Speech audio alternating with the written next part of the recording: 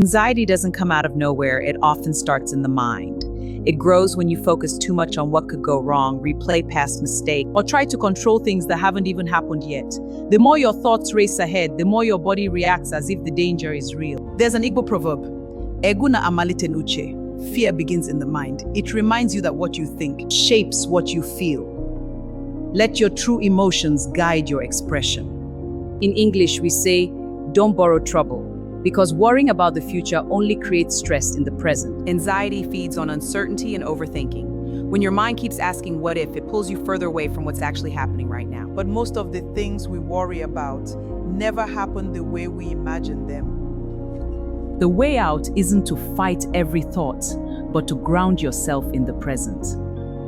Focus on what you can control, take things one step at a time, and let the rest unfold. Because when you calm your mind, your body follows.